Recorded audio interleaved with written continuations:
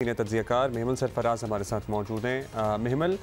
फवाद चौधरी साहब ने बयान दिया, उन पे FIR भी दर्ज कराना जिसके ख़िलाफ़ उन्होंने बयान दिया उसका हक़ है, लेकिन जिस अंदाज़ में उन्हें गिरफ़्तार किया गया उस पर सवालात उठ रहे हैं और फिर जिस अंदाज़ में उन्हें कल कपड़ा डाल के पेश किया गया उस पर भी सवालात उठ रहे हैं। लेकिन एट द सेम टाइम जब फवाद चौधरी पावर कॉरिडोर्स में थे और उनके मुखालिफिन के साथ ये होता था तो वो इनकी भदुड़ाते थे, जुगते मारते थे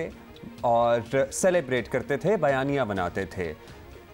जब तक मुआफ़ी नहीं मांगी जाएगी गुज़श्ता रद्द अमल पर, हम कैसे तवक्को करें कि सिस्टम कभी ठीक हो सकता है या कभी पाकिस्तानी सियासतदान आगे बढ़ सकते हैं? ये अब्दुल्ला, आपकी ये बात बिल्कुल दुरुस्त है कि सिस्टम को हम कैसे ठीक कर सकते हैं, और मैं तो इसके ऊपर बिल्कुल ये यकीन रखती हूँ कि अगर इसी तरह का विशिष्ट साइकिल चलता रहा कि पिछली हुकूमत ने क्योंकि उस ऑपोजिशन के साथ ये किया था तो ये हुकूमत जो है वो इस ऑपोजिशन के साथ करेगी, और कल को जो नई हुकूमत आएगी, ख्वाह वो PTI की हो, ख्वाह वो PDM की हो, वो भी उस जो भी ऑपोजिशन उस वक्त की होगी उनके साथ भी यही करेगी। अगर यही साइकिल चलता रहा और जब तक के पोलिटिकल पार्टीज ये नहीं समझेंगी कि उनकी भी कोई रेड लाइन होनी चाहिए, यानी ये बगावत का मुकदमा तो एक मजाक है। एक तो खैर वैसे ही कॉलोनियल लॉज हैं सेडिशन के, लेकिन दूसरी तरफ जो चीज़ है, मैं कल फैसल सिद्दीक साहब को सुन रही थी जो वकील भी हैं सीनियर, और उन्होंने भी ये कहा कि ये कोई लीगली सस्टेनेबल केस है ही नहीं, क्योंकि इलेक्शन कमीशन इस तरीके से गद्दारी लगा भी नहीं सकती। आप कोई अब्यूसिव भी चीज़ हो या कोई तहजीब के दायरे से बाहर भी चीज़ हो तो वो क्रिमिनल प्रोसीडिंग उस पर इस तरह के क्रिमिनल ऑफेंस तो नहीं होता, तो ये बगावत कैसे हो गया। तो खैर एनीवे ये जो सारी ये डिबेट है, और मैं वाकई इस चीज़ के ऊपर मुझे तो ये बात है कि ये सारी पॉलिटिकल पार्टीज जब तक इकट्ठी नहीं बैठेंगी और एक नया चार्टर ऑफ डेमोक्रेसी नहीं साइन करती तो फिर ये आगे नहीं बढ़ सकेंगी। ये देखिए जो आज की हुकूमत है, कल जितनी प्रेस कॉन्फ्रेंसेज हुई इस चीज़ की ओनरशिप लेने के लिए, हालांकि अगर ये मुकदमा जो है FIR ECP ने किया है तो ECP के कोई आकर करते हैं ना प्रेस कॉन्फ्रेंसेस के ऊपर नहीं। हमने देखा कि PDM की हुकूमत के तर्जुमान जो है वो बैठकर पूरा दिन उन्होंने प्रेस कॉन्फ्रेंसेस की और इस चीज़ को जस्टिफाई किया, तो वो ओनरशिप ले रहे हैं। तो फिर जब PTI की हुकूमत भी इन चीज़ों की ओनरशिप लेती थी तो फिर वो एक बराबर हो गए। अगर हम उस जमाने की चीज़ों को ये ऐसे इकदाम को फैशिज्म कहते थे तो फिर आज का इकदाम भी फैशिस्ट ही हुआ। तो ये चीज़ें जो है मेरे ख्याल में पॉलिटिकल पार्टीज को ये डिसाइड करना चाहिए कि ये रेड लाइन सिर्फ इदारों के लिए नहीं हो सकती, ये रेड लाइंस अब सियासी जमातों के लिए भी होनी चाहिए और सियासतदानों के लिए भी होनी चाहिए। लेकिन अच्छा, एक दफा का ऑब्वियसली क्योंकि PTI थी हुकूमत में, फिर ये सारे बाकी ऑपोजिशन में थे, अब बाकी ये हुकूमत में, PTI ऑपोजिशन में, वन टाइम दोनों का हो गया, इक्वल हो गया। क्या एनवायरनमेंट होगा महमल, क्या कंस्ट्रक्टिव एनवायरनमेंट आप इन द फ्यूचर देख सकती हैं जहां लिटरली दोनों पार्टियां बैठें और ये डिसाइड करें, एक रेड लाइन के बारे में सोचें कि क्या क्रॉस होनी चाहिए, नहीं होनी चाहिए, किस तरह सेंसिबली आगे बढ़ा जा सकता है? Do you see that realistically Mehmal, do you see that happening? देखिए हुमा, अगर तो ये हम 90s की सियासत के बाद हम सोच भी नहीं सकते थे कि मोहतरमा बेनज़ीर भुट्टो शहीद और मियां नवाज शरीफ जो हैं वो बैठकर एक चार्टर ऑफ डेमोक्रेसी जो है साइन करेंगे। आपने देखा होगा वो एक की हुकूमत आती थी, दूसरा साजिश करता था, फिर वो दूसरी चली जाती थी, तीसरी आती थी, फिर साजिश होती थी, फिर चले जाते थे। इस तरीके से हो रहा था ना, पूरे हमने 90s की जो दिहाई देखी है और किस तरीके से पोलिटिकल विक्टिमाइजेशन उस जमाने में होती थी। फिर भी उन दोनों सियासतदानों ने बैठ कर ये सोचा कि एक मैच्योरिटी का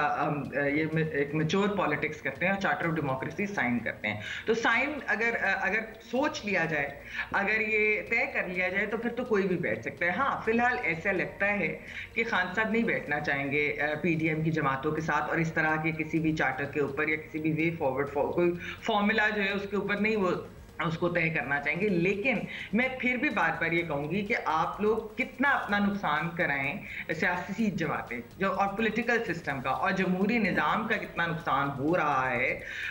तो इसलिए बेहतर है कि आप लोग मिल बैठें और आप तय करें कि इदारों की क्या लिमिटेशंस होनी चाहिए। हम सियासी जमातें किस चीज़ से आगे नहीं जाएंगे। देखिए 2008 में एक फ़ायदा था चार्टर ऑफ डेमोक्रेसी साइन करने का। हमने 2008 से 13 में ये नहीं देखा कि जो अपोजिशन है वो आकर धरने कर रही है कि हुकूमत उल्टा दे, लेकिन 2013 से 2022 तक जब तक वोट ऑफ नो कॉन्फिडेंस नहीं हुआ। हमने यही देखा, ये पीटीआई की जब ऑपोजिशन में थी तो वो धरने कर रहे थे, फिर जब पीडीएम आ गई तो धरने भी, फिर उसके तो ये जो उल्टाने वाली चीजें ना हुकूमत गिराने की, वो चार्टर ऑफ डेमोक्रेसी की। चले इमरान खान साहब तो पहली दफा इस चीज का मजा चखने लगे हैं, आई गेस वो चख लेंगे तो शायद होश के नाखून ले लें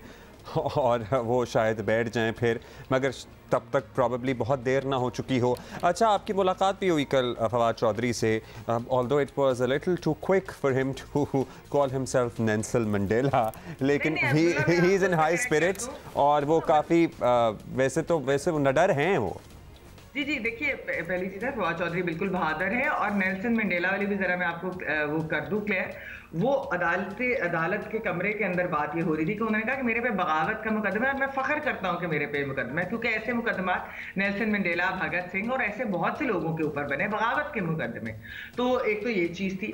और बहादुर तो वो हैं। देखिए कल वो बड़े हाई स्पिरिट्स में थे, उन्होंने कहा कि ये जो हथकड़ियाँ हैं ये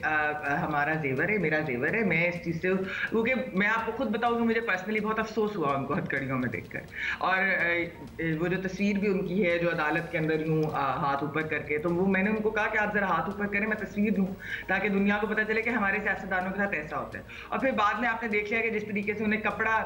पहनाकर इस्लामाबाद की अदालत में भी लाया गया, तो वो मुझे तो पर्सनली उस चीज का बहुत अफसोस था, लेकिन फवाद चौधरी साहब जो थे वो ही was in high spirits even कल रात जी मेवल, और हमने उस कपड़ा डालने का शुरू में जिक्र भी किया कि, और हम लेकिन आपसे ये डिस्कस करना चाहते हैं, since we having a discussion, Irfan Siddiqui साहब को भी आपको याद होगा किस तरह से रात में उनके घर से उठाया गया, कलम उनके हाथ में था, उनके भी हाथों में हथकड़ियाँ थीं, फिर उस्तादों को बेड़ियाँ। मतलब ट्रेजेडी ये है कि अभी फवाद चौधरी साहब के साथ जो हो रहा है उसकी मजम्मत अक्रॉस द बहुत से तक एक्सेप्ट फ्यू सभी लोग कर रहे हैं, लेकिन उस वक्त फवाद चौधरी इन बातों की मजम्मत नहीं करते थे। ये ट्रेजेडी है। आपको मैं बताऊं, जो आप कह रहे हैं ना कि क्रॉस द बोर्ड इसकी भी मजम्मत नहीं हो रही। मैंने कल बहुत सारे ऐसे मैसेजेस, बल्कि क्योंकि मैं साथ थी तो मुझे भी कुछ लोगों ने इस तरीके से भी टारगेट किया कि आप उधर क्या कर रही थी, और ये बात हो रही थी, तो वो क्रॉस द बोर्ड नहीं हुई। अनफॉर्चुनेटली इतनी पॉलिटिकल पोलराइजेशन हो चुकी है कि जिस तरीके से हम पिछले दौर में देखते थे कि जब पीडीएम के लोगों को उठाया जाता था या उनको जेलों में भेजा जाता था तो उसके ऊपर क्या होता था, और अब वही रिएक्शन हम इस वक्त देख रहे हैं ये फवाद चौधरी के अरेस्ट के ऊपर भी, जो कि विच इज वेरी अनफॉर्चुनेट। मैं तो ये बात कहूंगी कि देखिए ये किसी के साथ भी इस तरीके से नहीं होना चाहिए, और हम तो सेडिशन को, मैं अपनी पर्सनली बात करूं तब भी कंडेम करती थी, और इस तरह के जो पॉलिटिकल विक्टिमाइजेशन वाले केसेस, पॉलिटिकल केसेस बनाए जाते थे तब भी कंडेम करते थे, और आज भी करेंगे। हमारा जो प्रिंसिपल है वो लोगों की वजह से तो तब्दील नहीं हो सकता, वो पर्सनैलिटीज की वजह से तो तब्दील नहीं हो सकता। प्रिंसिपल तो वही होता है ना कि जो सब पे अप्लाई करे। तो इसलिए ये चीज बहुत अहम है कि हम इस चीज़ को बिल्कुल हम समझते भी हैं कि ये चीज़ होनी ही नहीं चाहिए। और जिस तरीके से उनको अरेस्ट किया, अरेस्ट तो मैं खैर उसको बिल्कुल नहीं कहूँगी, क्योंकि जिस तरीके से 4 गाड़ियाँ आई, उनको 5:40 AM के करीब उनके घर रात के अंधेरे में उनको जिस तरीके से उनकी गाड़ी से निकाल कर ले गए, और फिर पता ही नहीं था ख़ानदान को कि वो कहाँ हैं, कई घंटों तक नहीं पता था, जब तक फिर इंफॉर्मेशन नहीं आई कि वो CTD के ऑफिस हैं, फिर वहाँ से वो अदालत आए, फिर जब वो मेडिकल के लिए लेकर गए, जिस तरीके से पुलिस लाहौर हाई कोर्ट के ऑर्डर्स को वायलेट करते हुए, क्योंकि बार बार पुलिस के हमें तो वो मिले ही नहीं, हमें तो वो मिले ही नहीं। ये कैसे हो सकता है कि टीवी पे टिकर चल रहे हैं, रिपोर्टिंग हो रही है, सबको मिल गए हैं, दिखा रहे हैं, लेकिन वो कह रहे हमें नहीं मौसूल हुए, और फिर वो लेकर इस्लामाबाद चले जाते हैं। तो ये भी तो एक, आप देखिए ना, निजाम हमारा ऐसा है कि यहाँ पर कुछ भी हो सकता है, और हेल्पलेस पुलिस भी ऐसे लग रही थी कि पुलिस जिस स्टेज पर ट्रेजेडी है कि जिस स्टेज पर इस निज़ाम को इस नहज तक पहुंचाने में, और कई सालों से आपको पता ही है एक ही टोला है जिसने सहूलतकारी की है, they should also show some remorse. हमारा मौक़िफ़ सिर्फ ये है, they should show some remorse and regrets and apologise and then everybody should move on, but obviously वो शायद नहीं होगा। और लेकिन हम तो अपना प्रिंसिपल स्टांस नहीं छोड़ेंगे, जैसा कि आपने कहा एमल, आपने कहा, और हम भी यही बात कर रहे हैं। Thank you so much for being with us this morning, बहुत शुक्रिया। काफ़ी हमने खैर इस पे बात कर ली। अब बस थोड़ी सी बात अब्दुल्ला के फवाद चौधरी के साथ, और obviously the way he was picked up और जिस तरह अरेस्ट हुआ है, एवरीबडी इज़ कंडेमिंग, जैसे मेहमल भी याद करा रही थी कि नॉट एवरीबडी इज़ कंडेमिंग। बात यह है कि दिस इज़ द टाइम कि आप सोच लें कि आपने क्या क्या किया था, क्यों लोग आप सिंपथाइज करना भी मुश्किल हो जाता है ना, जिसको की हंसियाँ आपके दिमाग में अभी भी गूंज रही हूँ when other people were being picked up, तो बड़ा मुश्किल हो जाता है क्योंकि आपके साथ अब हो गया, now you want all the sympathies. और इनकी हंसी है, गूंजती है अभी भी। फवाद चौधरी के वो बयानात, वो तंज गूंजते हैं। मतलब मोहसिन बेग का केस फ्रीडम ऑफ एक्सप्रेशन का केस नहीं था। ये सारी इतनी पुरानी बातें नहीं है कि लोग भूल जाए। We condemn what happened with Fawad Chaudhry, however बड़ा सोचने का मौका जो है, मोमेंट जो है, इंसानों को भी मिल गया। मीर शकील का केस क्या फ्रीडम ऑफ एक्सप्रेशन से लिंक्ड नहीं था? इन वन वे और द अदर सबको पता है था। असद तूर, मतलब Absar Alam, we the whole the list goes on, लेकिन